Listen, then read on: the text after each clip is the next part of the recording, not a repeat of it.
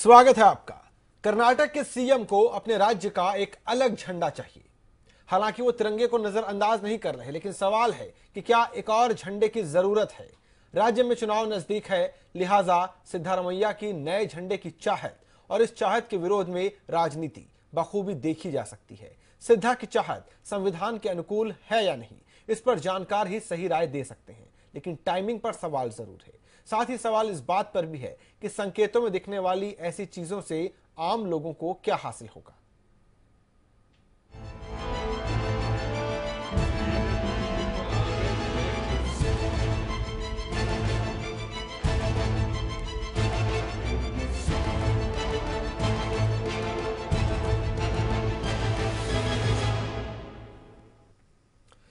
चुनाव हो तो सियासी दल आवाम की भावनाओं का दोहन करने के लिए कई बार अजीबोगरीब वादे इरादे जाहिर करते हैं, लेकिन कांग्रेस की सिद्धारमैया सरकार ने जो किया है उससे तो देश की अखंडता ही खतरे में पड़ जाएगी। सिद्धारमैया सरकार ने राज्य के लिए अलग झंडे की मांग उठा दी है।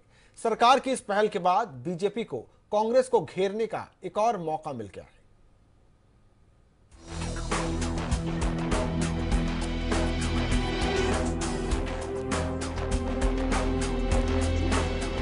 क्या कर्नाटका की सिद्धारमैया सरकार की तिरंगे में आस्था कम हो गई है? क्या सिद्धारमैया सरकार पूरे देश को एक सूत्र में बांधने वाले तिरंगे की जगह राज्य में अलग से एक और झंडा फहराएगी? सवाल चौंकाने वाला है, हतप्रभ करने वाला है, पर मौजू है, क्योंकि कर्नाटक की कांग्रेस सरकार ने राज्य के लिए अलग झंडे का डिजाइन करने के लिए 9 सदस्यों वाली कमेटी का गठन भी कर दिया है। कर्नाटक में अगले साल विधानसभा चुनाव होने वाले हैं। दोहराए नहीं कि सरकार ने कन्नड़ भावनाओं को हवा देने के लिए देश की अखंडता से समझौता करने से भी परहेज नहीं किया। Election will be in the month of April, May, not now, not tomorrow, Sir, they say not that. next month. Sir, they say that you cannot have a separate They state will flag. say they do not want a flag for Karnataka state. Let them make a statement. We do not want a flag in Karnataka state. So they say that it's a political gimmick played by Congress government because you can't have state flag. BJP people always make such false allegations. साल 2012 में भी इसी तरह अलग झंडे की मांग उठी थी, लेकिन तब भी बीजेपी सरकार ने मांग को ये कहते हुए खारिज कर दिया था कि अलग झंडा होगा तो ये हमारे राष्ट्रीय ध्वज के महत्व को कम करेगा। बीजेपी सिद्धारमैया सरकार के इस कदम पर बड़ा सवाल खड़ा कर रही है, लेकिन सवाल सीधे कांग्रेस के केंद्रीय नेतृत्व से है। सिद्धारमैया जी ने एक कमेटी भी गठित किया है और वो कानूनी सलाह भी ले रहे हैं कि क्या एक अलग झंडा बनाया जा सकता है कर्नाटक प्रदेश के लिए। जो केंद्र की कांग्रेस की पार्टी है, इंडियन नेशनल कांग्रेस, जिसकी अध्यक्षा सोनिया जी हैं और जिसके उपाध्यक्ष राहुल जी हैं, सोनिया जी, राहुल जी और इंडियन नेशनल कांग्रेस इस विषय में क्या राय रखती है, यह राय हम सोनिया जी और राहुल जी से जानना चाहते हैं। कांग्रेस को पता है कि ये मामला कितना संवेदनशील है और किस तरह पूरे देश में इसकी किरकिरी हो जाएगी। यही वजह है कि पार्टी ने बगैर देर किए ही अपनी ही सरकार से जवाब तलब कर लिया है। How can it? We have only one national flag. How can be a second national flag? Jammu Kashmir is an exception state. Karnataka can't do it. I don't know whether what happened in between. Anyway, I will talk to the chief minister and will seek exact details. I will take the details from the government. देश में सिर्फ जम्मू कश्मीर के पास ही उनका खुद का ध्वज है और ये अधिकार इस सूबे को संविधान की धारा 370 के तहत मिला हुआ है। हालांकि गाहे बगाहे इस पर भी सवाल उठते रहे हैं। Team news world India. सवाल कई तरह के हैं कि क्या जब राष्ट्रीय ध्वज फहराया जाता है तो उसमें कर्नाटक क्या अपना सम्मान, अपनी अस्मिता नहीं देख पाता। सवाल ये भी है कि देश का संविधान क्या इस बात की इजाजत देता है, और सवाल ये भी है कि क्या इस बात को लेकर मना करता है। यह भी समझना होगा। सिर्फ हम एक राष्ट्रवादी बात करें जरूरी है, लेकिन हम उसमें इतने अंधे भी ना हो जाएं कि विरोध करने के लिए विरोध करें और ये ना देखें कि संविधान क्या कहता है। हमारे साथ कुछ मेहमान इस वक्त जुड़ गए। सुदेश वर्मा हमारे साथ हैं, प्रवक्ता है बीजेपी के, और साथ ही हमारे साथ शिवसेना से बाबूराव पांडे भी जुड़ गए। आप दोनों का बहुत बहुत स्वागत है। कुछ और मेहमान कुछ ही देर में जुड़ जाएंगे। सुदेश जी, कर्नाटक के लिए अलग झंडा क्या दिखता है, मतलब क्या इसका? मतलब बहुत खराब है, क्योंकि ये सोचना चाहिए कि एक झंडे के बारे में क्यों सोचा गया था। पहले भी बहुत से प्रिंसिपलिटीज थे, छोटे छोटे बहुत से फ्यूडल लॉर्ड्स के प्रिंसिपलिटीज, सबके अपने झंडे हुए करते थे। और आपको पता है किस तरह से सरदार पटेल ने पूरे भारत को यूनिफाई किया, एक बहुत परिश्रम के बाद एक झंडा को अडॉप्ट किया गया था। इसका मतलब ही था कि बाकी सारे झंडे जो हैं वो नहीं एग्जिस्ट करेंगे। अगर इसी तरह से आप स्टेट की बात करें तो कल कोई कुनबा अपना झंडा लेके आ जाएगा, उसी प्रिंसिपलिटी की ओर हम बढ़ने लगेंगे। हम देश के एकीकरण की ओर जा रहे हैं या हम कहाँ लेके जाना चाह रहे हैं? और कांग्रेस जो है कटघरे में खड़ी है, क्योंकि इस तरह की सोच कैसे आ सकती है किसी मुख्यमंत्री में, जो एक कॉन्स्टिट्यूशनल पोस्ट को होल्ड करता है, अपने दायित्व को भी समझता है। मतलब बहुत आश्चर्यजनक चीज है ये।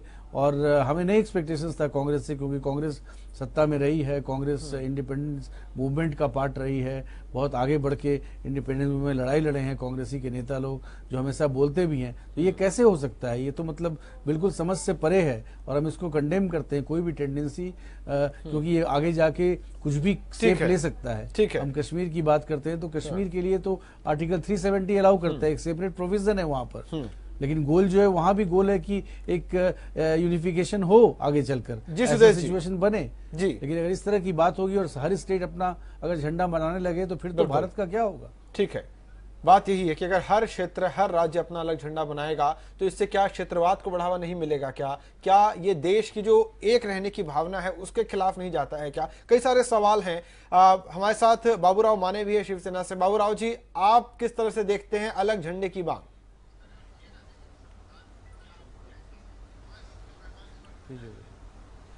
देखिए, इस तरह का प्रस्ताव सेंट्रल गवर्नमेंट ने ठुकराना चाहिए, क्योंकि तिरंगा झंडे ने सारे देश को एक सूत्र में बांधा है और देश के अखंडता को कायम रखा है।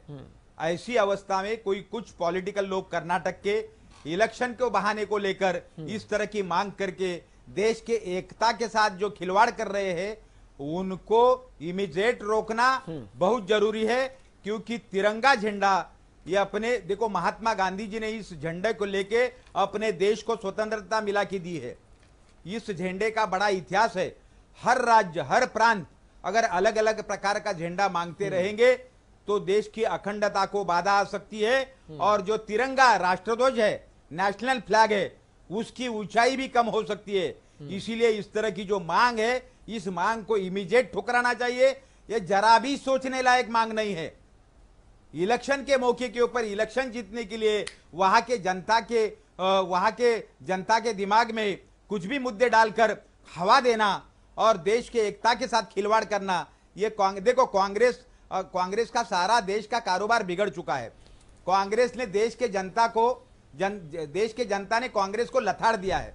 अभी इस तरह के मुद्दे लाकर कांग्रेस अपने देश के साथ अगर खिलवाड़ करना चाहती है तो ये बिल्कुल गलत है। तिरंगा झंडा ये पूरे देश का झंडा है। पूरी दुनिया ने अपने इस भारत के तिरंगा झंडा को मान्यता दी है। और ऐसी अवस्था में झंडा बदलना, हर प्रांत का, अगर हर राज्य का लोग कल उठेंगे और अलग अलग झंडा मांगेंगे तो देश की अखंडता कहां रहेगी? और क्षेत्रीयवाद तो बढ़ेगा, प्रांतवाद बढ़ेगा। इस विषय में सेंट्रल गवर्नमेंट ने सोचना जरूरी है। और जो लोगों ने इस तरह की मांग की है उनको इमीडिएट उनको रोकना चाहिए, उनके ऊपर कार्रवाई होना जरूरी है। कश्मीर के मुद्दे को लेकर अगर ये अलग झंडा मांगते हैं तो बात अलग है। कश्मीर का इतिहास अलग है। कश्मीर का स्वातंत्र पूर्व इतिहास है।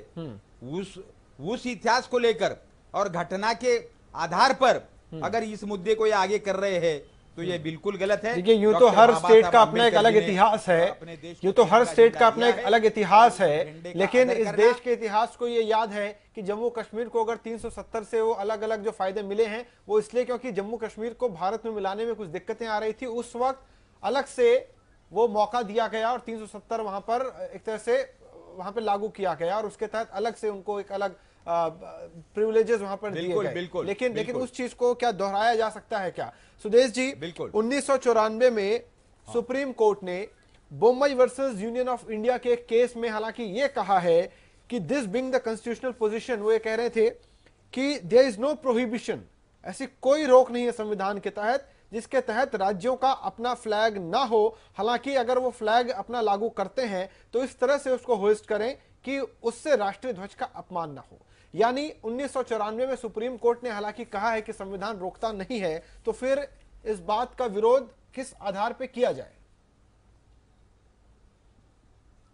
देखिए, बात ये नहीं है कि कॉन्स्टिट्यूशन आपको रोकता है कि नहीं रोकता है, लीगल है, ये इसकी बात नहीं है। बात ये है कि आप इससे किस टेंडेंसी को बढ़ावा दे रहे हैं। आप बताइए, आप किस आइडेंटिटी को स्ट्रेस करना चाह रहे हैं?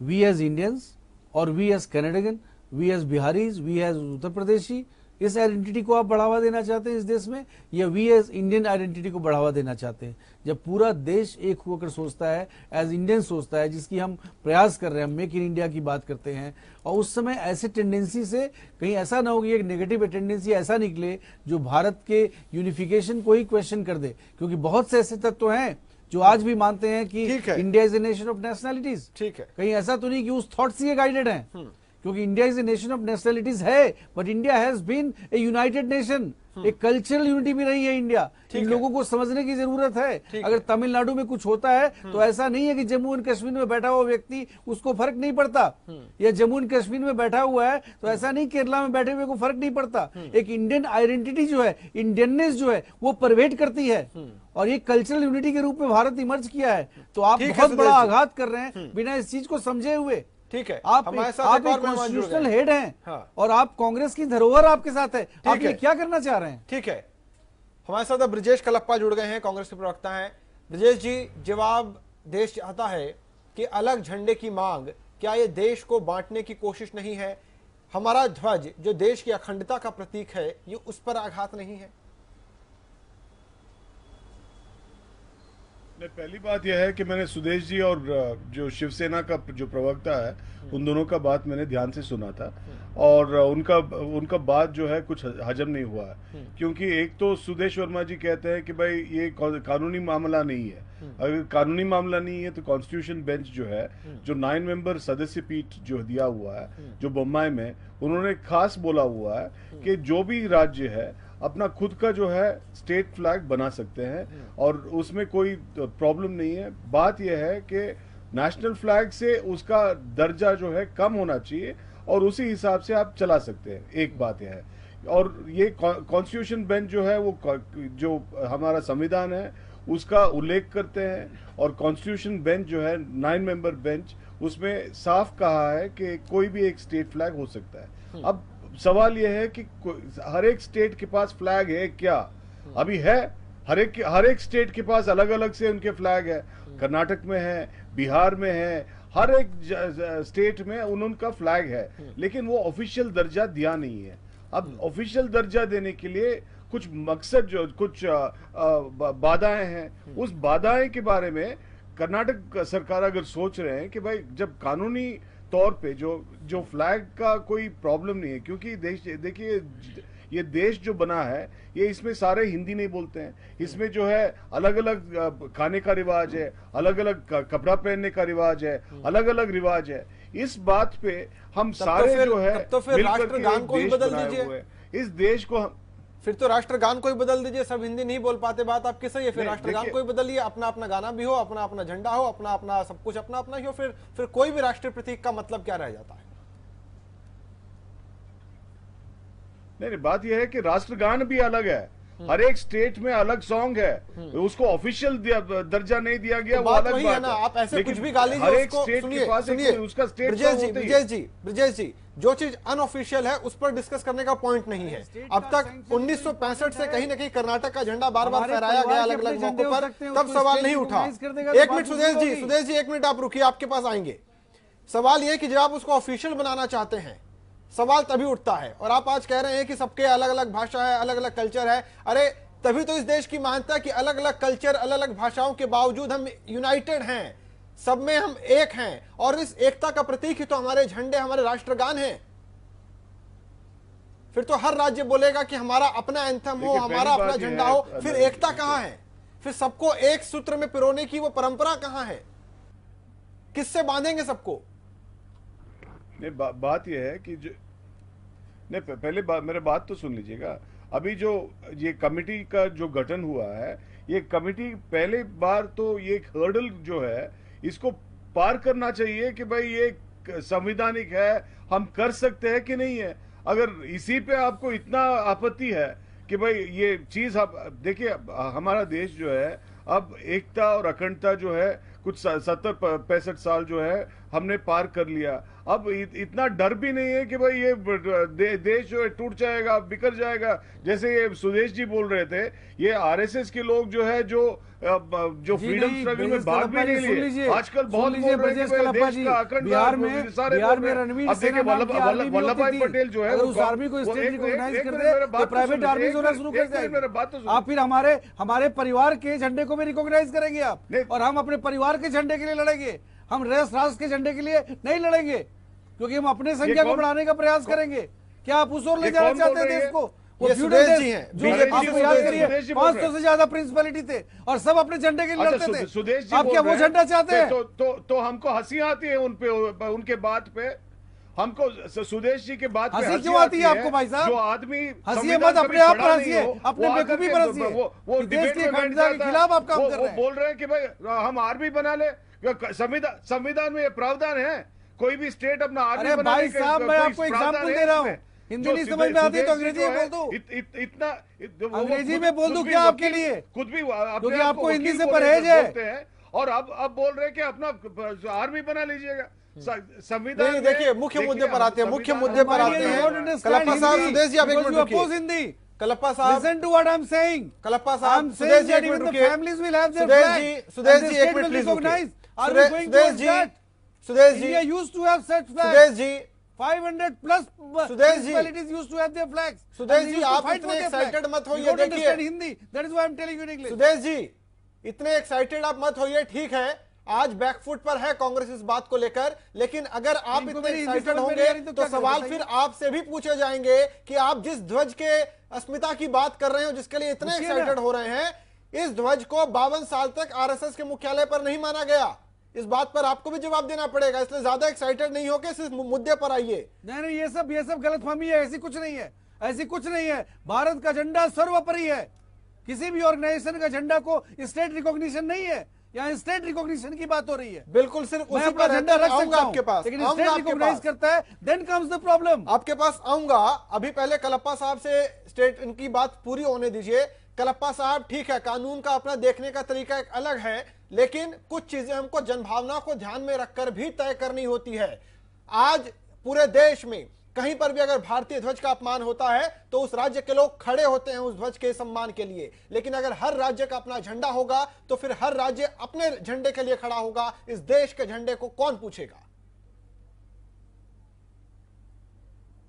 नहीं, आपको ये सोचना पड़ेगा नरेश जी, अगर हमारे देश में अगर 30 राज्य है तो 30 स्टेट फ्लैग हो सकते हैं, और है भी। उसका ये मत सोचिए कि है नहीं। उसके बारे में कोई स्टेट का अलग अलग फ्लैग होता ही है। हर एक स्टेट का मान्यता ही नहीं है, हर एक जब मान्यता ही नहीं है तो उस पर हम चर्चा कैसे कर सकते हैं? हर एक स्टेट, और ये सारे ध्वज के ऊपर जो है जो फहराते हैं, वो ऊपर जो सबके ऊपर जो होता है वो नेशनल फ्लैग होता है, वो हम सब मानते हैं। इसीलिए तो हमारा देश जो है अभी तक बरकरार है।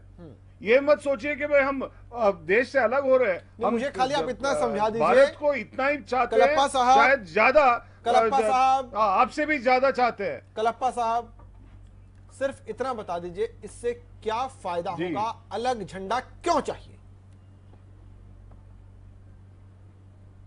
नहीं, मैं बताता हूं आपको। देखिए, बात यह है कि कुछ 1.5 महीने पहले ये सेंट्रल गवर्नमेंट ने किया हुआ ये सब चीज है। अब पहली बात यह है कि 2012 में भी ये चीज हुआ था, और पहले से भी ये बात हो रही है कि भाई स्टेट फ्लैग क्यों नहीं होना चाहिए। जब कॉन्स्टिट्यूशन बेंच ने खुद कहा है, जब कॉन्स्टिट्यूशन इसको परमिट करते हैं, तो इसको स्टेट फ्लैग बनाने में क्या हर्ज है? फायदा क्या मिलेगा आपको अलग झंडे से? सीधे सीधे बताइए, बात उठ रहा है। फायदा क्या मिलेगा अलग झंडे से? नहीं, देखिए, नहीं, आप सोच रहे हैं कि झंडा नया बार बन रहा है, वो नहीं। मैंने कहा झंडा 65 से 1965 से कर्नाटक में ये लाल और पीला वाला झंडा है, लेकिन वो अनऑफिशियल है। इसको ऑफिशियल करने की जो आप मांग कर रहे हैं, तभी सवाल है। नहीं देखिए, कॉन्स्टिट्यूशन जब आपको परमिट करता है, ये देखिए डेमोक्रेसी तो चल रहा है। अब देखते हैं कि अमेरिका में क्या बदलेगा 1776 कर्नाटक में का, उनका क्या भला होगा अलग इनका झंडे से? पहले freedom आप हो मुझे गया ये था। बता दीजिए, नहीं सुन क्या फायदा होगा कर्नाटक का नहीं, इससे? सुन तो लीजिएगा। देखिए डेमोक्रेसी जो है अब रूट्स लिया हुआ है। अब हर एक चीज नागरिक सोचता है कि भाई मैं भारतीय हूँ। वैसे जो है सेम इशू होता है जब लिंग्विस्टिक स्टेट्स बना हुआ है, तो लिंग्विस्टिक स्टेट्स के माध्यम से जब हम सोचते हैं कि हम कर्नाटक के लोग हैं, जो कर्नाटक के लोग हैं तो हम जो है एक रीजनल आइडेंटिटी तो बनता ही है। अब रीजनल आइडेंटिटी जब बनता है तो हम उस रीजनल आइडेंटिटी से जुड़े हुए भारत को, उसमें जब सोचने की बात क्या है, क्योंकि अनेकता में एकता होता ही है। जब अनेकता में एकता होता है तो आप अलग अलग फ्लैग रखने में क्या दिक्कत है? चलिए, मुझे मेरे सवाल का जवाब नहीं मिला कि फायदा क्या होगा, मैं वापस आप पर आऊंगा, लेकिन तब तक दर्शकों को बता दें, क्योंकि ये मांग नई नहीं है। अगर आज कर्नाटक में ये मांग उठी है, कर्नाटक में अलग झंडे की मांग उठ रही है। 1965 में कर्नाटक का कन्नड़ पक्ष फ्लैग अपनाया गया था, जो लाल और पीले रंग का है। कहा जाता है कि कन्नड़ लोग हल्दी और कुमकुम को महत्व देते हैं, इसकी वजह से लाल और पीला रंग अपनाया गया। कहा जा रहा है कि नवंबर के महीने में जब कन्नड़ राज्य उत्सव मनाया जाता है तो ये फ्लैग होस्ट किया जाता है। ये फ्लैग कर्नाटक सरकार की वेबसाइट पर भी दिख सकता है। तो यहां पर कलप्पा साहब, बहुत संक्षिप्त में आपने अपनी बात पूरी तरह से रखी है। मेरे सवाल का जवाब बहुत संक्षिप्त में दीजिए। कर्नाटक का क्या भला होगा अलग झंडे से? अगर एक पक्ष को, देश में कुछ लोगों को अगर इस बात का डर लगता है कि ये अखंडता की भावना के खिलाफ है, अलग अलग राज्यों का अगर झंडा हो, तो फायदा क्या मिलेगा कर्नाटक को अलग झंडे से? नहीं, आपको डरना पड़ेगा जब कोई वायलेंट मूवमेंट होता है। जब नॉन वायलेंट मूवमेंट हो रहा है, जब लोग जो है अपना झंडा जो है, जो उनका भावना है, उनका भावना जो अब जब उभर रहा है, तो उसको रोकने के लिए कोई आपको आरोपी तो यही है ना, वो आप आरोप यही है कलप्पा साहब की कन्नड़ भावनाओं को भड़काने के लिए और हवा देने के लिए कन्नड़ भावनाओं को अलग झंडे की बात की जा रही है। इलेक्शन सर पे है, आरोपी तो यही है कि पूरा खेल भावनाओं का है। यहाँ पे कन्नड़ अस्मिता के नाम पर कन्नड़ भावनाओं को हवा दी जा रही है। इलेक्शंस के लिए अभी 1 साल बाकी है। अब जैसे मैंने बताया कि तो इलेक्शन के लिए माहौल तो 1-1.5 साल पहले से बनना शुरू होता है, कोई 2 महीने पहले थोड़ी ना बनता है। नहीं, मैं बोल रहा हूं कि मेट्रो जब बन रहा था तब एक चिट्ठी आया था दिल्ली से कि जो आप करेंगे वो सारा हिंदी में होगा। देखिए, हिंदी तो हम मानते हैं, आज मैं हिंदी ही बोल रहा हूं। तो जब हम हिंदी मानते हैं, जो इम्पोजिशन, जो हम पे जो फोर्स किया जाता है कि आप हिंदी बात करो या हिंदी का शब्द ही इस्तेमाल करो, इसका जो है हमारे स्टेट में काफी हलचल हुआ था और काफी लोगों ने इसके बारे में अपने आवाज भी उठाए थे। तो जब ये सारे हो रहा था, तो जो कन्नड़ ऑर्गेनाइजेशन है वो सारे मिलकर के लास्ट फ्राइडे वो मिलकर के एक सोच आया था कि भाई हम अपना फ्लैग क्यों ना उसको ऑफिशियल बना ले। जो अनऑफिशियली चल रहा है 1956 से, उसको ऑफिशियली क्यों ना बना ले। देखिए, ऑफिशियल और अनऑफिशियल में क्या फर्क है? कोई फर्क नहीं है, क्योंकि अभी भी एक नेशनल करना स्टेट फ्लैग है, अभी भी एक स्टेट सॉन्ग है, तो उसको ऑफिशियल करने में क्या दिक्कत है? ठीक है, अगर कोर्ट मानती है। आप बार-बार ये सवाल तो मुझसे कर रहे हैं, ऐसा करने में क्या दिक्कत है? मेरे सवाल का जवाब मुझे अभी तक नहीं मिला कि फायदा क्या है। एक ब्रेक लेके फिर से लौटते हैं, कुछ और मेहमान हमारे साथ जुड़ेंगे इस ब्रेक के बाद।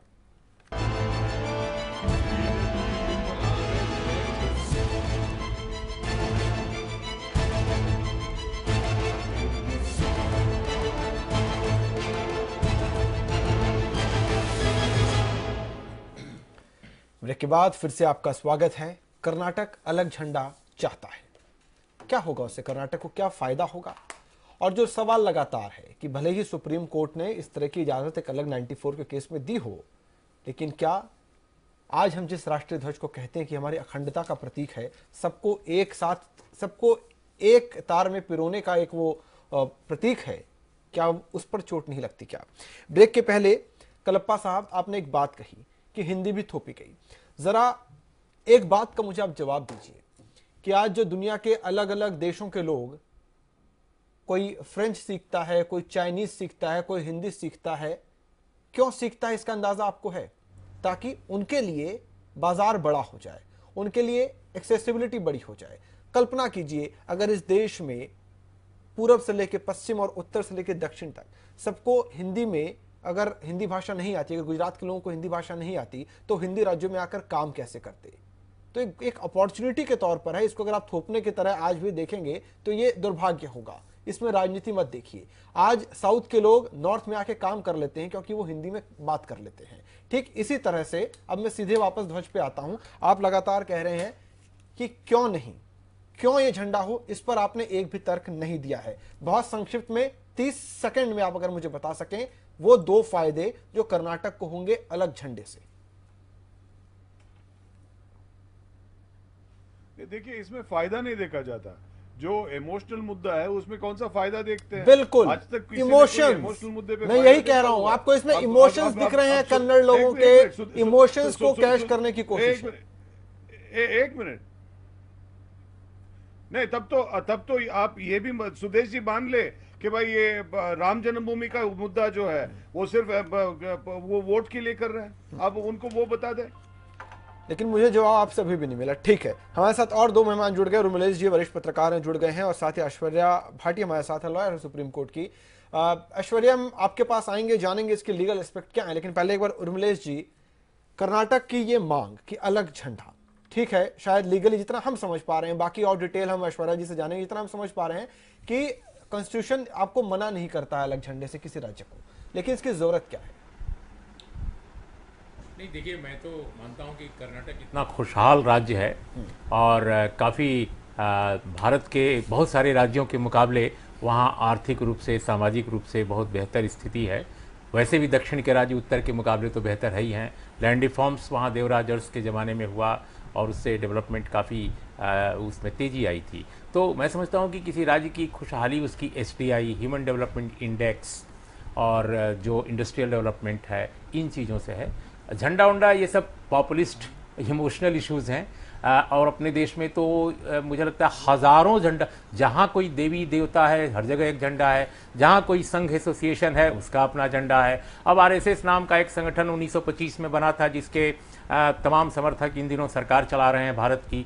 अब उसका तो झंडा आप जानते ही हैं कि वो तिरंगे से भी महत्वपूर्ण उसको मानते रहे हैं और हाल तक तिरंगा को वो बहुत तरजीह नहीं देते रहे हैं, लेकिन फिर भी आज तिरंगा उनके पास है, तिरंगा के वो ध्वजवाहक हैं भारत में। तो ये झंडे उंडे का झगड़ा मुझे लगता है ये ठीक नहीं है। हाँ, भारत में सिर्फ एक स्टेट को कॉन्स्टिट्यूशनली झंडा उपलब्ध है और वो स्टेट है जम्मू कश्मीर। उनके कॉन्स्टिट्यूशन में, जो जम्मू कश्मीर का अपना कॉन्स्टिट्यूशन है, उसके आर्टिकल 144 में इसका प्रावधान है। और जब दिल्ली समझौता हुआ था, दिल्ली एग्रीमेंट जिसे कहते हैं जम्मू कश्मीर और भारत सरकार के बीच में, तो उसके भी आर्टिकल 5 में उस झंडे का प्रावधान किया गया है। तो एक ही स्टेट है जिसको उसके अपने constitution plus centre state relationship के दौरान जो एग्रीमेंट इमर्ज करके आया उसके तहत झंडे का प्रावधान किया गया। लेकिन मुझे कोई ऐतराज नहीं है अगर कोई स्टेट अपना झंडा ले ले। मैं तो चाहता हूं कि और फेडरल स्ट्रक्चर हमारे देश का मजबूत हो और राज्य भी मजबूत हो, केंद्र भी मजबूत हो, बल्कि निरंकुशता केंद्र की अगर लेकिन इससे क्या जो आज हमारे जो राष्ट्रीय ध्वज का सम्मान है वो क्या कम नहीं होगा? सम्मान में कोई कमी नहीं आती है, सम्मान उम्मान में कोई कमी नहीं आती है। सवाल इस बात का है कि आपका इरादा क्या है, आपका मकसद क्या है, आपकी मंशा क्या है। बहुत सारे अगर राज्यों को ऑटोनॉमी आप दे दें तो भी सेंटर का या केंद्र का या भारत का जो गणराज्य है उस पर कोई आंच नहीं आती। मैं तो मानता हूं कि स्टेट और मजबूत हो तो और अच्छी बात है, इसमें कोई दिक्कत नहीं है। सुदेश जी, नरेश जी,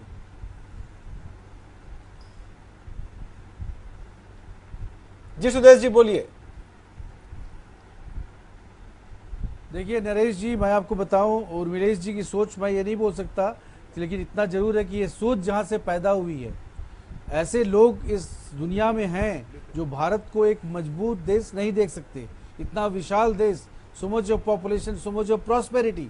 वो हमेशा बोलते रहे हैं कि India is a nation of nationalities.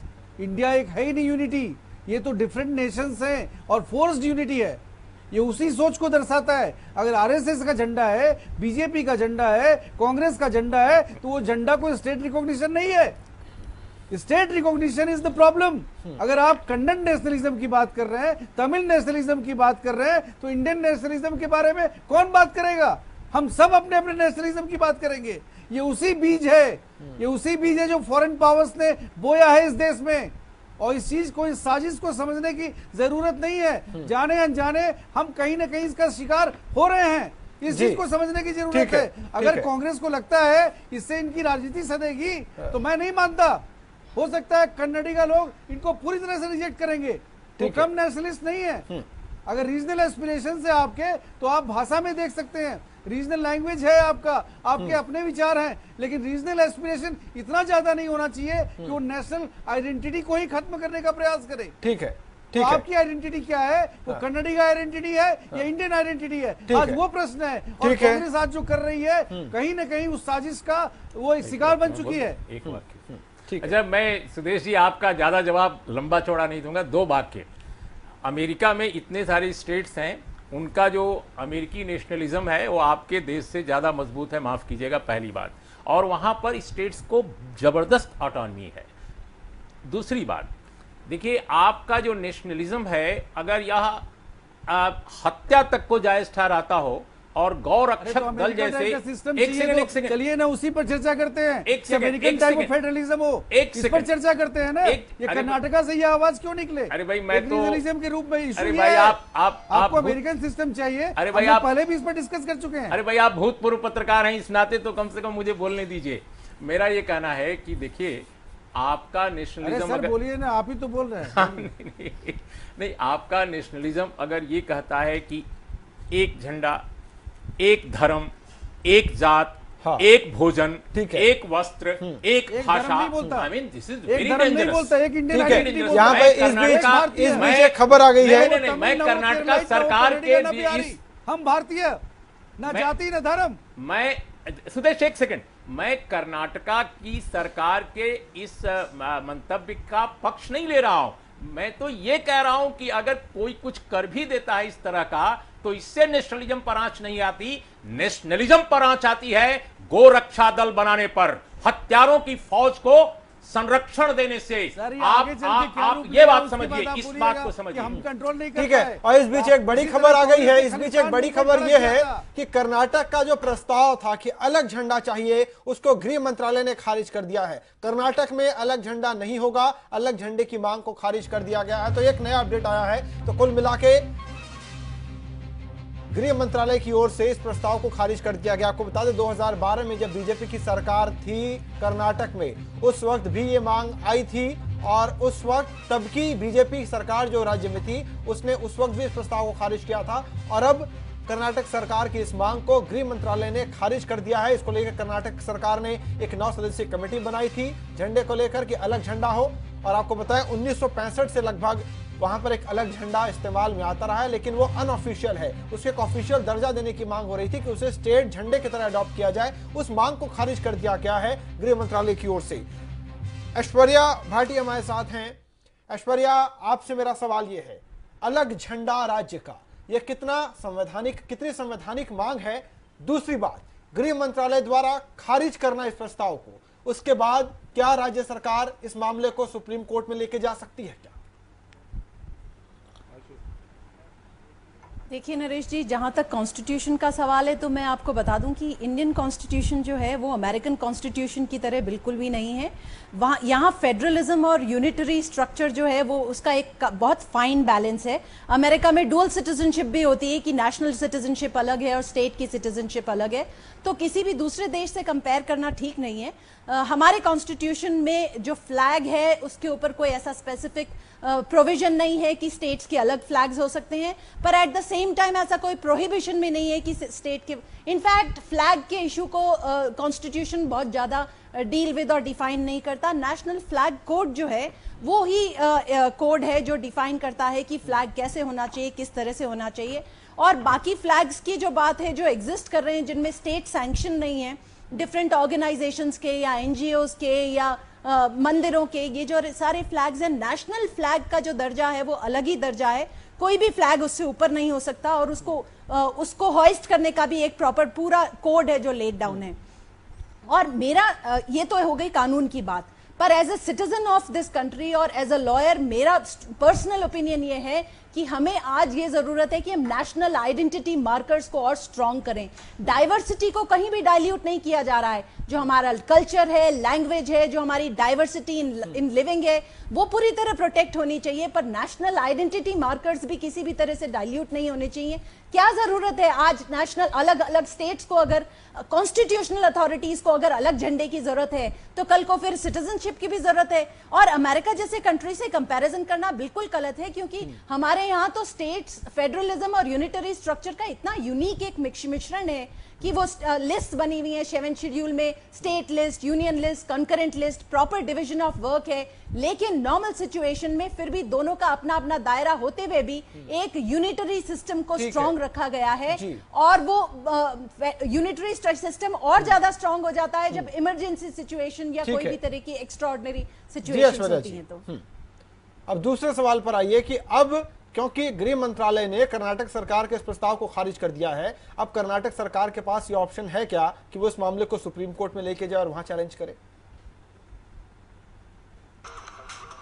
बिल्कुल सरकार चाहे तो कर सकती है, पर ऐसा कोई उनका कॉन्स्टिट्यूशनल राइट वायलेट नहीं हुआ है। ऐसा कोई उनका 7th शेड्यूल में जो डिवीजन ऑफ वर्क है उससे रिलेटेड कोई भी चीज वायलेट नहीं हुई है। और इनफैक्ट जम्मू कश्मीर से भी कंपैरिजन करना ठीक नहीं है, क्योंकि जम्मू कश्मीर एक टेम्पररी प्रोविजंस जो आर्टिकल 370 है कॉन्स्टिट्यूशन में, उसके अंडर उसका सेपरेट कॉन्स्टिट्यूशन से उनको फ्लैग का जो प्रोविजन है। लेकिन बाकी स्टेट्स का ये डिमांड करना, it's not a constitutional right available to states. Challenge तो वो क्यों नहीं कर सकते? लोग अपनी जायज और नाजायज सब तरह की मांगों के लिए कोर्ट में जा सकते हैं, बट आई डोंट थिंक कि इसका कोई कॉन्स्टिट्यूशनल मैंडेट है तो उनकी कोई भी पिटीशन एंटरटेन हो। ब्रिजेश जी कुछ कहना चाह रहे हैं?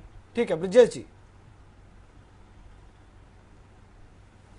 ऐश्वर्या जी शायद ये पढ़ी नहीं है ये बोम्माई वाला जजमेंट, जिसमें ये साफ इसमें जिक्र है कि जो जजमेंट है उसमें कहा है कि स्टेट फ्लैग भी हो सकता है। इट्स अ 9 जज बेंच, और उसमें ये भी कहा है कि स्टेट फ्लैग हो सकता है, लेकिन स्टेट फ्लैग का दर्जा जो है वो नेशनल फ्लैग से कम होना चाहिए। और थोड़ा ऐश्वर्या जी इसको थोड़ा पढ़ ले तो उनका जो है राय थोड़ा बदल सकती है। और बाकी बात जो है सुदेश जी का मैंने ध्यान से सुना था। सुदेश जी जो कह रहे थे, सुदेश जी कह रहे थे कि भाई देखिए ये स्टेट इश्यूज है, ऐसे होना नहीं चाहिए। तो थोड़ा ये भी बता दे सुदेश जी, जो श्यामा प्रसाद मुखर्जी ने उनका जान जो दिया, ठीक है, और लगातार बीजेपी जनसंघ सारे बोलते आए हैं कि एक निशान, एक प्रधान, जो कहते थे। अब मोदी साहब जो है इनके पास 321 एमपीज थे, तो उस समय जो है वो जाकर के मुफ्ती साहब के साथ बैठ करके उनके साथ उनके फ्लैग के सामने क्यों बैठ गए? क्योंकि पावर चाहिए था उनको। देखिए ये बीजेपी के लोग जो है ये 100% हिपोक्रेट्स कैसा लॉजिक दे रहे हैं? जो पावर के लिए कुछ भी कर सकते हैं, कोई भी सिर पैर हो। पार कर। अरे मैं तो आपसे एक आइडियोलॉजिकल फाइट कर रहा हूँ। जब इतने साल क्लैश ऑफ आइडियोलॉजी, एक आइडियोलॉजी जो वन नेशन की बात करता है, स्ट्रॉन्ग नेशन की बात करता है, और दूसरी आइडियोलॉजी जो दूसरी तरफ ले जा रहा है। आप इसको समझ नहीं पा रहे। अपने पॉलिटिक्स के लिए आप देश का नुकसान न करें। जितने लोग पॉलिटिक्स बहुत छोटा चीज है। जितने लोग कांग्रेस है न रहे देश रहेगा, बीजेपी रहे न रहे देश रहेगा। काइंडली आप देश को कहां ले जाना चाहते हैं, उसकी लड़ाई है ये। देश तो बिना बीजेपी के भी रहा है। जो देखिए फ्रीडम स्ट्रगल में जो आरएसएस ने भाग नहीं लिया है, खंडन नेशनलिज्म कहां से आ गया? आप खंडन नेशनलिज्म की क्यों बात कर रहे हैं? जो आरएसएस ने जो है आपको क्या इसके लिए वोट दिया था ब्रिटिश के साथ रहे थे, वो अक्सर आपको बीजेपी को ये ठेस पहुंचेगा। ठीक है बाबूराव माने जी, एक बार आपके पास आपको अच्छा लगेगा ये, आपकी राजनीति शायद सद रही हो, लेकिन देश के लिए अच्छा नहीं है ये। ठीक है बाबूराव माने जी, आपको इस बारे में बाबूराव माने जी, हालांकि अब गृह मंत्रालय ने इसको खारिज कर दिया है। आपको तो अच्छा हो रहा है पीडीपी के साथ रिलेशनशिप बनाने में। ठीक है कलप्पा साहब आता हूं, एक मिनट बाबूराव जी। मैं देखिए अरे मेरा सुनोगे क्या? नहीं, आप मेरा सुनिए जरा। जी जी। देखो सेंट्रल गवर्नमेंट के होम डिपार्टमेंट ने इस प्रस्ताव को खारिज किया है। मैं वो डिपार्टमेंट का अभिनंदन करना चाहता हूं, और यह अच्छा निर्णय उन्होंने ले लिया। और दूसरा मुद्दा, ये कांग्रेस के सरकार ने कर्नाटक में जनता के हित में कोई भी प्रकार का काम नहीं किया है, और इसके कारण उनको हारने का पक्का खातरी हो चुका है। अभी झंडे के मुद्दे को हवा देकर वो जनता को गुमराह करना चाहते हैं। अरे कर्नाटक के सारे सवाल खत्म हो चुके क्या? सारा कर्नाटक का विकास हो गया क्या? अभी कर्नाटक के सामने दूसरा कोई सवाल नहीं है कि झंडे के सवाल को खड़ा करके उस मुद्दे को हवा देने का प्रयास हो रहा है। ये बिल्कुल बेबुनियादी मुद्दा है और इसका सेंट्रल गवर्नमेंट ने इस प्रस्ताव को खारिज करने का प्रयास किया, वो बहुत अच्छी बात हो गई। अभी जो हमारे रामैया साहब जो बोल रहे हैं, और रामैया साहब ने अभी इस खारिज करने जो मुद्दा खारिज हो गया है उसमें से कुछ सीखना जरूरी है। अभी इस झंडे के मुद्दे को छोड़ दो, कर्नाटक के विकास के लिए कुछ वहां पर झगड़ा करो, कर्नाटक के विकास के लिए जुट पड़ो। ये झंडे से वहां के जनता का विकास नहीं होने वाला है। ये सारी बात को ध्यान में रखो। ठीक है, उर्मिलेश जी कुछ कहना चाह रहे हैं? नहीं, मैं यही कह रहा था, मुझे लगता है कि हमारी जो हम जब बात कर रहे थे तो सुदेश भी हमारी पूरी बात को शायद ध्यान से नहीं सुने, और वकील साहिबा भी मुझे लगता है कि वो ये सोचने लगे कि मैं अमेरिका से कंपेयर कर रहा हूँ, और इसे उल्लेख और कंपेयर में फर्क है। उल्लेख में कर रहा था। और दूसरी बात यह है कि दुनिया में बहुत सारे देश हैं, तो सभी देश एक जैसे नहीं हैं, सब में समानता भी है, सब में असमानता भी है। पर मैं जो बात कर रहा था कि किसी, जैसे अभी ये शिवसेना के सज्जन कह रहे थे, वो बिल्कुल सही बात है कि किसी भी समाज की, किसी भी राज्य की जो बेहतरी है वो झंडा बुलाने लेने से नहीं होती है। मैंने कहा कि ह्यूमन डेवलपमेंट इंडेक्स बहुत इंपॉर्टेंट बात है, इंडस्ट्रियल डेवलपमेंट बहुत महत्वपूर्ण बात है। इसमें देखिए इसमें सिद्धारमैया बहुत ही तपे तपाए नेता हैं, इसमें कोई दो राय नहीं है। उन्होंने क्यों इस इशू को उठाया होगा, हो सकता है कि वहां पर आम समाज में लोगों की मांग रही हो, जैसा आप बता रहे हैं कि मैं तो बहुत डिटेल में नहीं जानता, लेकिन कर्नाटक में अगर वहां पे जनता के बीच में, कन्नड़ लोगों के बीच में इस झंडे का इस्तेमाल बहुत दिनों से हो रहा है, तो लीगल पोजीशन जो भारत की कहती है, जो कॉन्स्टिट्यूशनल पोजीशन कहती है according to Supreme Court of India, उसमें कोई मनाही नहीं है। लेकिन उसमें बस यही है कि राष्ट्रीय जो ध्वज है उसका अपमान या उसको अनदेखी करना या उसको महत्वपूर्ण नहीं मानना, वो गलत है। तो इसीलिए मैंने कहा कि वो मुद्दा नहीं है। अगर झंडे का कोई मुद्दा उठाता है ह्यूमन डेवलपमेंट इंडेक्स बढ़ाने की कीमत पर, डेवलपमेंट की कीमत पर, बेहतर शासन लाने की कीमत पर, केवल पॉपुलिज्म के लिए, चुनाव जीतने के लिए, तो यह गलत है। लेकिन झंडे के मुद्दे के कारण मैं नहीं मानता कि हमारा नेशनलिज्म खत्म हो जाएगा, भारत की एकता खत्म हो जाएगी। ये बेकार की बात है। एकता और अखंडता भारत की गोरक्षा दल से खत्म होती है, बजरंग दल से खत्म होती है, विश्व हिंदू परिषद जैसे संगठन जो खुराफात बीच में करते रहे, और सुदेश भाई की जो पार्टी है और सरकार है जो कंट्रोल नहीं करती है, उससे खत्म होती है। उससे लालू जी के करप्शन से भी खत्म होती है, बिल्कुल खत्म होती है। और इसीलिए होती है कि नहीं होती है? एग्जैक्टली सुदेश, आपका वहां है, मैं बता रहा हूं, बोलने तो दीजिए। लालू प्रसाद का भ्रष्टाचार हो या येदियुरप्पा का भ्रष्टाचार हो, दोनों के भ्रष्टाचार से खत्म होती है, और बीजेपी के कारण से भी होता है। भारतीय जनता पार्टी में भ्रष्टाचार का कोई ऐसी कमी नहीं है। तो लालू प्रसाद के भ्रष्टाचार को आप जायज ठहराएगा कोई, ये तो असंभव है। ठीक उसी तरह से आपकी पार्टी के जो भ्रष्ट नेता हैं उनको भी हम उसी तरह से देखते हैं कि वो भी उतना ही गलत है। सर थोड़ा प्रूव करिए ना, आप तो पत्रकार है, प्रूव करिए सर। ठीक है सर, मैं वकील नहीं हूं, लगाने से थोड़ी ना होगा सर, मैं वकील नहीं हूं। लोकपाल तो लाइए। ठीक है, लोकपाल क्यों नहीं ला रहे हैं? ब्रिजेश जी सवाल आपसे अब मेरा ये है कि अब क्योंकि गृह मंत्रालय से खारिज हो गया है, तो अब सरकार का अगला स्टेप क्या होगा?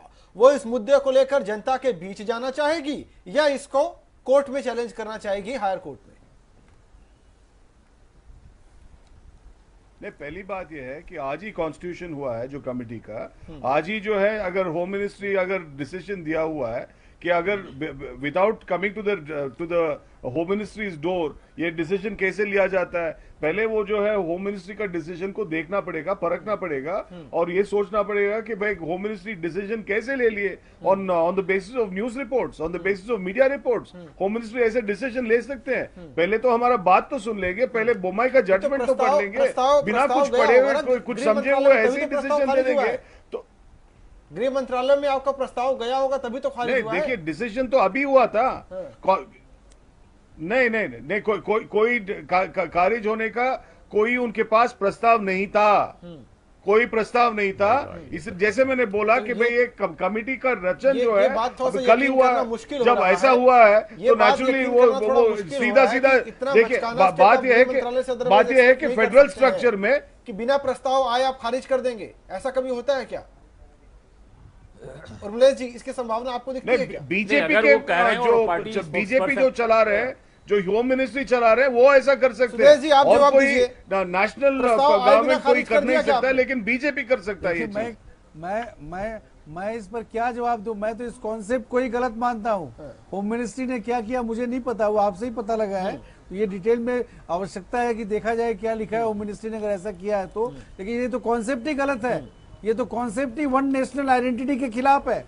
इसकी जो बीज कांग्रेस बोने की कोशिश कर रही है, ये पॉजिटिव रिजल्ट नहीं देने वाला, तो इसको तो रिजेक्ट करना ही चाहिए।